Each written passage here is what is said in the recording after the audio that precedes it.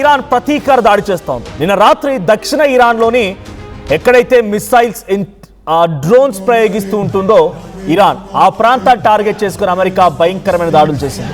ఇక straight of Hormuz దగ్గర see mines పెట్టినటువంటి ఇరాన్ నౌకలపై కూడా అమెరికా చాలా భయంకరమైనటువంటి దాడికి పాల్పడింది. ఈ నేపథ్యంలో ప్రస్తుతానికి దానికి ప్రతీకార చర్యలో భాగంగా ఇరాన్ అమెరికాపై అటాక్ చేస్తోంది. ఈ అమెరికాపై ఇరాన్ ప్రతీకార దాడికి దిగింది. ఒకే దెబ్బకి రెండు పిట్టల చందంగా ఒకవైపు గల్ఫ్, మరోవైపు ఇజ్రాయెల్ పై ఊచకోత కోస్తోంది ఇరాన్. ఒకేసారి 400 మిసైల్స్తో ఇరాన్ భయంకరమైన దాడికి దిగింది. యుఏఈలోని ప్రధాన ఎయిర్పోర్ట్లని రెండింటిని టార్గెట్ చేశాయి ఇరాన్ మిసైల్స్. అండ్ మరోవైపు దుబాయ్ పైన మిసైళ్ల దాడికి పాల్పడింది ఇరాన్. ఇజ్రాయెల్ మిలిటరీ బేస్లే లక్ష్యంగా అటాక్ చేస్తోంది. అమెరికా ఎయిర్ బేస్లపై కూడా దాడి చేసే ఛాన్స్ కూడా ఉంది. ఇకపోతే సౌత్ ఇరాన్లోని మిసైల్ లాంచ్ టావర్లపై అటాక్ చేయడంలో భాగంగానే ఇప్పుడు తిప్పి కొడుతోంది ఇరాన్. సెల్ఫ్ డిఫెన్స్ అని అమెరికా చెప్పింది, కానీ సెల్ఫ్ డిఫెన్స్ కాదు, అటాక్ అని ఇరాన్ భావించింది. కాబట్టి వరుస దాడులతో ఉక్కిరి బిక్కిరి చేస్తోంది ఇజ్రాయెల్ అండ్ యుఏఈ దేశాలని. ఇకవైపు అమెరికా ఇరాన్ దాడులతో మళ్ళీ యుద్ధం తీవ్ర రూపం దాలుస్తోంది. సో ప్రెజెంట్ రాత్రి దక్షిణ ఇరాన్లోని కీలకమైనటువంటి ప్రాంతాలపైన మిసైల్స్ డ్రోన్స్ అటాక్ చేసినటువంటి ఆ ప్రాంతాలపైన అమెరికా అటాక్ చేయడంతోనే ఈ యుద్ధం మరింత తీవ్ర రూపం దాల్చింది. ఓవైపు ఖతార్లో ఈ రెండు దేశాల మధ్య చర్చలు జరుగుతున్నాయి. నిన్న అమెరికా అధ్యక్షుడు డొనాల్డ్ ట్రంప్ కానీ, అటు ఇరానియన్ ప్రెసిడెంట్ పెజెస్కియాన్ కానీ, సుప్రీం లీడర్ ముస్తఫా కమేనీ కానీ అంతా ఒక అండర్స్టాండింగ్కి వచ్చారు. వాళ్ళు చెప్పిన మాట ఏంటంటే ఉన్న పరంగా తక్షణమే యుద్ధాన్ని ఆపేయాలి, 60 రోజుల పాటుగా చర్చలు జరుపుదాం, ఈ రెండు దేశాల కూర్చొని చర్చలు జరుపుదాం. ఈ చర్చల్లో మీ కండిషన్స్ ఏంటి, మా కండిషన్స్ ఏంటి, మీరు పెట్టిన డిమాండ్స్ ఏంటి, నా డిమాండ్స్ ఏంటి, అంతా డిస్కస్ చేసి ఒక ఫైనల్ కంక్లూజన్కి వద్దాం. అప్పటి వరకు యుద్ధం శాంతి అనే రకంగా మాట్లాడుకొచ్చారు. అటు యురేనియం రిజర్వ్స్ పైన కూడా అమెరికా పెట్టిన కండిషన్స్ని ఇరాన్ యాక్సెప్ట్ చేసింది. యురేనియం రిజర్వ్స్ని మీరు అంటున్నట్టుగానే న్యూట్రలైజ్ చేస్తాం, మా ఉద్దేశం ప్రపంచంలో అశాంతి నెలకొల్పడం కాదు, శాంతి నెలకొల్పాలి అనే రకంగా ఇరాన్ కూడా యాక్సెప్ట్ చేసింది. కానీ ఉన్న ఫలంగా అమెరికా అటాక్తోనే మళ్ళీ చాలా భయంకరమైన యుద్ధం మొదలైంది. ఒకసారి అమెరికా అటాక్కి అటువైపు నుంచి వచ్చి తిరుగు దాడి ఎలా ఉంది? 400 మిసైల్స్ గాల్లో ఆ చిన్నగా తెగిన చుక్క మాదిరిగా వచ్చి ఆ ఎర్రని ఆ మంటలు కక్కుతూ వచ్చినటువంటి మిసైల్స్ ఇరాన్, యుఏఈ, దుబాయ్ నగరాలపై ఎటువంటి అటాక్ చేశాయి ఒకసారి వీడియో చూద్దాం.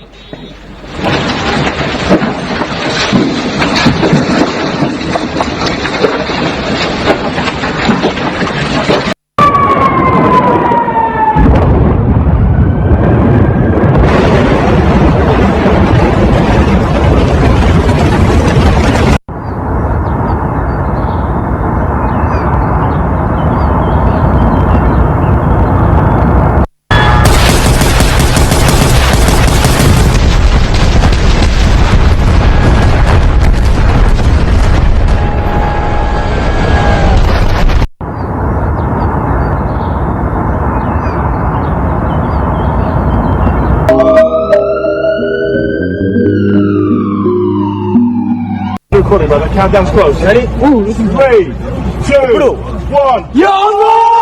Look at him go! America Iran పై చేసినటువంటి దాడికి ప్రతీకార దాడిలో భాగంగా ఇరాన్ ఇప్పుడు యుఏఈ, ఎందుకంటే ఇక్కడే డైరెక్ట్ గా అమెరికాను టార్గెట్ చేయలేకపోయినా అమెరికా స్థావరాలన్నీ కూడా యుఏఈలో ఉన్నాయి. దుబాయ్లో కానీ యుఏఈలోని 2 ఎయిర్పోర్ట్స్ పైన ఇప్పుడు ఇరాన్ మిసైల్స్ వర్షం కురిపించింది. ఇక ఇజ్రాయెల్కు టార్గెట్ చేసింది, 400 మిసైల్ను ఒకేసారి ప్రయోగించింది. డైరెక్ట్గా మిసైలే కావచ్చు, డ్రోన్లు వచ్చు, బట్ 400 ఆయుధాలని ఒకేసారి ఈ దేశాల వైపు పంపించింది. నిన్న ముస్తఫా కమేనీ చెప్పుకొచ్చారు, if you are ready to break down this war, I'm too ready. మీరు ఈ యుద్ధాన్ని కనుక ఆపాలనుకుంటే నేను కూడా సిద్ధంగా ఉన్నా. కానీ if you want to retaliate, ఇంకా దీన్ని పెంచాలనుకుంటే, తిప్పికొట్టాలనుకుంటే నేను కూడా తిప్పుకోవడానికి సిద్ధంగా ఉన్నానంటూ ఇరాన్ ముస్తఫా కమేనీ మాట్లాడుకొచ్చారు. సో ముస్తఫా కమేనీ మాటలతో అమెరికా కొంత వెనకడుగు వేస్తుందేమో అని చెప్పి అంతా భావించారు. నేను యుద్ధాన్ని ఆపడానికి సిద్ధంగా ఉన్నానని చెప్పడంతో ఆయన కండిషన్స్కి అంగీకరించారు కాబట్టి యుద్ధాన్ని ఆపుతానని చెప్పారనేటువంటి మాటని అమెరికా ఆలోచించి ఉండాల్సింది. కానీ అమెరికా సీ మైన్స్ పెట్టేటువంటి నౌకలపైన అటాక్ చేసిందంట. స్ట్రైట్ ఆఫ్ హార్ముజ్ పైన మాకు పట్టు కావాలి, నియంత్రణ మాదే ఉండాలి, స్ట్రైట్ ఆఫ్ హార్ముజ్ టోల్ వసూలు చేస్తాం, పడవలు ఏవి వెళ్ళినా కూడా, నౌకలు ఏవి వెళ్ళినా కూడా మాకు తప్పకుండా డబ్బులు చెల్లించాల్సింది అనేది ఇరాన్ చెప్తున్నమాట. కానీ ఇరాన్ మాటని ఏ మాత్రం కూడా అమెరికా అంగీకరించట్లేదు. 2 days back Marco Rubio, America విదేశాంగ మంత్రి, భారత్లో పర్యటిస్తున్న సమయంలో కూడా ఒక స్టేట్మెంట్ చెప్పారు. ఏ క్షణమైన ఒక బిగ్గెస్ట్ న్యూస్ రావచ్చు, మనందరూ ఆ షాక్ గురే వార్త రావచ్చు. స్ట్రైట్ ఆఫ్ హార్మూజ్ లో టోల్ వసూలు చేయడానికి ఎట్టి పరిస్థితుల్లో అంగీకరించము, స్ట్రైట్ ఆఫ్ హార్మూజ్ ని ఫ్రీగానే వదిలేయాలి. ఇది మార్కో రూబియో భారత్లో పర్యటన సమయంలో మాట్లాడుకొచ్చారు. ఇన్ఫాక్ట్ నేను ఇంకో మాట ఏం మాట్లాడుకొచ్చారంటే, నేను భారత్లో ఉండగానే ఏ క్షణమైన ఒక బిగ్గెస్ట్ బ్లాస్టింగ్ న్యూస్ మీకు చేరే అవకాశం ఉంది అని మార్కో రూబియో మాట్లాడుకొచ్చారు. ఇప్పుడు ఆయన అంటున్నట్టుగానే, ఆయన చెప్పినట్టుగానే మళ్ళీ ఒక బిగ్గెస్ట్ వార్త రానే వచ్చింది. అది అమెరికా ఇరాన్పై దాడి చేయడం, ఇరాన్ అమెరికాపై దాడి చేయడం. ఓ రకంగా ఇద్దరు ఒకరిపై ఒకరు దాడి చేసుకుంటూనే ఇంకో సైడ్లో, ఇంకొక పక్కన ఖతార్ ప్రాంతంలో రెండు దేశాలకు సంబంధించిన ప్రతినిధులు చర్చలు జరుపుతున్నారు. ఈ చర్చలకు ఏమైనా సార్థకత ఉందా? యుద్ధాన్ని ఆపాలంటే వీళ్ళ చర్చల ఉద్దేశం.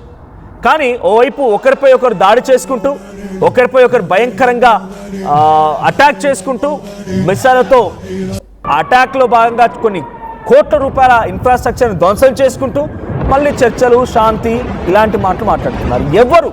ఎవరు ఒక్కరు వెనక్కి తగ్గడం లేదు. ఇది భయంకరమైనటువంటి యుద్ధంగా మారే అవకాశం ఉంది.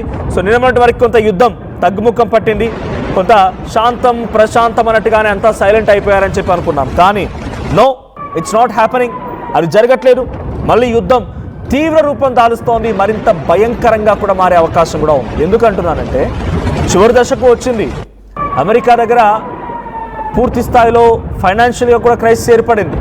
మిసైల్స్ అనుకున్న స్థాయిలో ఇంటర్సెప్టార్ లేవు. బికాజ్ గతంలో చాలాసార్లు ఆర్టీవీ మీకు చెప్పింది, 30,000 రూపాయల డ్రోన్తో అమెరికాకు సంబంధించినటువంటి ప్రాంతాలను టార్గెట్ చేస్తూ గల్ఫ్ కంట్రీస్పై అటాక్ చేస్తున్నటువంటి ఇరాన్ దాన్ని ఇంటర్సెప్ట్ చేయడం కోసం అమెరికా కోట్లు విలువ చేసినటువంటి ఇంటర్సెప్టార్ను వాడుతుంది. ఇంటర్సెప్ట్ అంటే ఇక్కడ దాన్ని అడ్డుకొని గాల్లోనే పేల్చేయడం కోసం. అంటే ఈ స్థాయిలో ఫైనాన్షియల్గా అమెరికాకి చాలా భయంకరమైనటువంటి నష్టం వాటిల్లింది. ఇప్పుడు అమెరికా దగ్గర ఫైనాన్స్ కోల్పోయింది. ఇరాన్ చాలా స్ట్రాటజికల్గా ముందుకు వెళ్తోంది. ఇరాన్ ఏం చెప్తోంది, ఇప్పుడు మీరు ఎంత ఢీ కొడితే మేము అంత అటాక్ చేస్తాం, మీరు ఎంత సైలెంట్ అయిపోతే మేము అంతే సైలెంట్ అయిపోతాం అంటున్నారు. అమెరికా సైలెంట్ అయ్యే ఉద్దేశం లేదు. అమెరికా నిజంగా చర్చలు జరుపుతూనే ఇంకోవైపుగా అటాక్ చేయడం అంటే ఇది ఏంటిది? డైరెక్ట్గా they are ready for the encouraging or upliftment of war. వాళ్ళు ఇంకా వార్ని ఇంకా పైకి తీసుకురావడం కోసమో, ఇంకా దాన్ని అగ్గి మీద అన్నీ చేయడం కోసమో వాటన్నిటిని కూడా వాళ్ళు చేస్తున్నట్టుగా అమెరికా కనబడుతోంది. చెడు కామెంట్ వచ్చింది, చూపించే విజువల్స్ అన్నీ ఏఐ వెరిఫై చేయవా? సో అక్కడ డొనాల్డ్ ట్రంప్, అఫ్ కోర్స్ మేము డైరెక్ట్గా ఏఐ రిప్రజెంటేషన్ వీడియోస్ అని చూపిస్తున్నాం మీకు, అవన్నీ AI videos. But right side వచ్చేవన్నీ ఆ మిసైల్ సంబంధించినవన్నీ కూడా ట్రూ ఎగ్జాక్ట్ విజువల్స్. మీరు కావాలంటే ట్విట్టర్ చెక్ చేయండి. ట్విట్టర్లో యుఎస్ సెంట్రల్ కమాండెన్స్ అనేటువంటి ఆ సోషల్ మీడియా ప్లాట్ఫామ్లో, ట్విట్టర్ ప్లాట్ఫామ్లో ఉన్న విజువల్సే మీకు ఆర్టీవీ ఆ పైన రైట్ సైడ్ ఆ మిసైల్స్ కురిపించే దాంట్లో చూపిస్తోంది. ఇంకోవైపు అటు ఇరాన్ వైపు నుంచి ఇరాన్ డిఫెన్స్ ఫోర్స్ ఐఆర్జీసీ అనేటువంటి ఆ ట్విట్టర్ అకౌంట్ నుంచి వచ్చే విజువల్స్ మాత్రమే మీకు ఒరిజినల్ విజువల్స్గా రైట్ సైడ్లో కనిపించే ఆ విజువల్స్ మేము చూపిస్తున్నాము. అయితే నిన్న రాత్రి సౌత్ ఇరాన్ పైన చేసినటువంటి అమెరికా దాడికి ప్రతీకారంలో భాగంగానే ఇరాన్ వైపు నుంచి కూడా ఇప్పుడు దాడి జరుగుతోంది. యుఏఈ పైన, 2 ఎయిర్పోర్ట్స్ పైన, ఇజ్రాయెల్ పైన. సో ఈ దాడి ఇక్కడితో ఆగేలేదు, ఇది మరింతగా ముదిరే అవకాశం కూడా ఉంది. బికాజ్ చర్చలు ముగింపు అంటూ మళ్ళీ ఒకరిపై ఒకరు దాడి చేసుకుంటున్నారంటే ఇది మరింత రెచ్చిపోయే అవకాశం కూడా ఉంది. సో ఇప్పుడే చర్చల ముగింపు కోసం సిద్ధంగా ఉన్నానని చెప్పి, యుద్ధం ముగింపు కోసం సిద్ధంగా ఉన్నానని చెప్పి చర్చలు జరిపే డొనాల్డ్ ట్రంప్ రేపటి రోజు నిజంగానే మా దగ్గర యురేనియం రిజర్వ్స్ మొత్తాన్ని తరలించిన తర్వాత, మేము న్యూట్రలైజ్ చేసిన తర్వాత మా అటాక్ చేస్తే మా పరిస్థితి ఏంటి అని చెప్పి ఇరాన్కు కూడా కొంత అనుమానం రావచ్చు, ఇరాన్ కూడా కొంత భయపడిపోవచ్చు. కాబట్టి ఏ క్షణమైనా మళ్ళీ ఇరాన్ ఈ భయంకరమైనటువంటి దాడి తర్వాత యురేనియం రిజర్వ్స్ని మేము ఇవ్వము, బికాజ్ మీరు మా పైన నమ్మించి మోసం చేస్తున్నారు, మా మీద అటాక్ చేస్తూ మళ్ళీ మమ్మల్ని న్యూట్రలైజ్ చేయమంటున్నారు, యురేనియం రిజర్వ్స్ని అప్పగించమంటున్నారు, this is not at all acceptable అని చెప్పి ఇరాన్ వైపు నుంచి కూడా ఒక స్టేట్మెంట్ వచ్చే అవకాశం ఉంది. డెఫినెట్గా భయం ఉండాల్సిందే. డొనాల్డ్ ట్రంప్ ఎప్పుడు ఏం మాట్లాడుతున్నా అర్థం కావడం లేదు, ఎప్పుడు ఏ రకంగా ఆయన రియాక్ట్ అవుతున్నా అర్థం కావడం లేదు, ఎప్పుడు ఏ రకంగా ఆయన రెస్పాండ్ అవుతున్నారు, దానికి వార్ని ఏ రకంగా పెంపొందిస్తున్నా అర్థం కావడం లేదు. కాబట్టి డొనాల్డ్ ట్రంప్ మాటల్ని నమ్మి ఓ దేశం పూర్తిగా సర్వస్వం తన దగ్గర నుండి పవర్ని అప్పగించే దాఖలాలు ఉంటాయా? నిజంగా అటువంటి సిచ్యువేషన్ ఉంటుందా? సో కాబట్టి ఇరాన్ కూడా ఏమాత్రం అమెరికా నమ్మే ప్రసక్తి లేదు. నిజంగానే డొనాల్డ్ ట్రంప్కి ప్రపంచ దేశాల్లో ఫైనాన్షియల్ క్రైసిస్ వస్తోంది, ఇబ్బందులు పడుతున్నాం, చాలా రకాలుగా కొంత డెఫిషియన్సీ వస్తోంది, పెట్రోల్, డీజిల్, ఆయిల్ అంతా కూడా భయంకరమైన విధంగా డెఫిషియన్సీ ఉంది, 20% of supply state of Hormuz నుంచే అనే రకంగా ఒక పాపమో పుణ్యమో ఆయన మైండ్లో ఒక ఆలోచన వచ్చి ఉంటే ఆయన యుద్ధానికి ముగింపు పలుకుతానని చెప్పి అంగీకరించి ఏదో రకంగా నచ్చజెప్పో భయపెట్టో బుజ్జగించో యుద్ధాన్ని ముగింపు పలికేవాడు. He is not in that intention. ప్రపంచ దేశాలన్నీ వాళ్ళ ఇబ్బందులు పడిపోయి వాళ్ళు పూర్తిగా డమాలైతేనే కదా అమెరికా కీర్తి ప్రదేశాలు పెరిగేది. ఇప్పుడు చూడండి, ఈరోజు డాలర్ వాల్యూ ఎంత ఉంది? 96 రూపీస్, 96 రూపాయలు కలిపితే $1. ఈ స్థాయిలోన పడిపోవడం డాలర్ రూపీ వాల్యూ, ఇవన్నీ ఆయనకు కావాల్సింది. ఈ రకంగా మనం పడిపోతూ ఉంటే దానిలో నుంచి ఒక ఆనందాన్ని ఒక ఆహ్లాదాన్ని వెతుకునే వ్యక్తి ఆయన. రష్యా ఉక్రెయిన్ యుద్ధం సమయంలో రష్యాని విభేదిస్తున్నట్టుగా యుక్రెయిన్ నమ్మించి యుక్రెయిన్ దగ్గర రేర్ ఎర్త్ మినరల్స్ ప్రాజెక్టు కొట్టేసిండు. ఇండియా పాకిస్తాన్ యుద్ధం సమయంలో పాకిస్తాన్ దగ్గర రేర్ ఎర్త్ మినరల్ ప్రాజెక్టు కొట్టేసి వాళ్ళకి రిజర్వ్స్ ఇస్తూ పాకిస్తాన్ని ఒక పెంపుడు కుక్కలాగా పెంచి పోషిస్తున్నాడు. ఇప్పుడు ఇజ్రాయెల్ ఇరాన్ మధ్య యుద్ధంలో కూడా ఇన్ఫాక్ట్ అమెరికన్స్ చెప్తున్నారు ఇజ్రాయెల్కి సపోర్ట్లో భాగంగా మనం సర్వస్వం కోల్పోవాల్సిన అవసరం లేదు అనేది అమెరికన్స్ వాదన. కానీ డొనాల్డ్ ట్రంప్ ఏమంటున్నారు? ఇట్స్ మస్ట్, అది జరగాల్సింది, మా తమ్ముడు గారు ఆయనకు సపోర్ట్ ఇవ్వాల్సిందని చెప్పి అమెరికాలో డొనాల్డ్ ట్రంప్ భావిస్తున్నారు. ఏం జరిగిన రాత్రి జరిగిన యుద్ధానికి ఇప్పుడు ప్రతీకార దాడిలో భాగంగా ఇరాన్ చేస్తున్న అటాక్ అంతా ఇంత కాదు, చాలా భయంకరమైన అటాక్. 400 మిసైల్స్తో మిసైళ్ల వర్షాన్ని కురిపించింది ఇరాన్. మరి దీనికి ప్రతీకారంగా అమెరికా నుంచి ఎటువైపు ఉంటుంది, రెండు దేశాలు ఏ రకంగా ఇంకా పోరాడబోతున్నాయి చూడాలి. సో మీరేమనుకుంటున్నారు? America or Iran? ఇక్కడ ఎవరు ఈ యుద్ధాన్ని మళ్ళీ పెంపొందిస్తున్నారు? యుద్ధం పెరగడానికి కారణం ఎవరవుతున్నారు? Please do comment.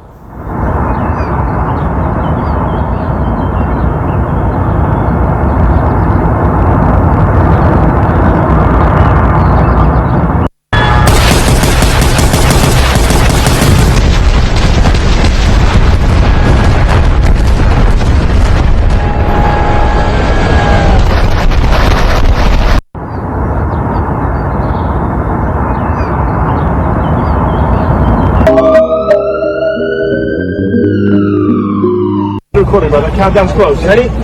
3, 2, 1. Ya Allah! Look at him go! Recording, brother. Countdown's close. Ready? 3, 2, 1. Ya Allah! Look at him go! Recording, brother. Countdown's close. Ready? 3, 2, 1. Ya Allah!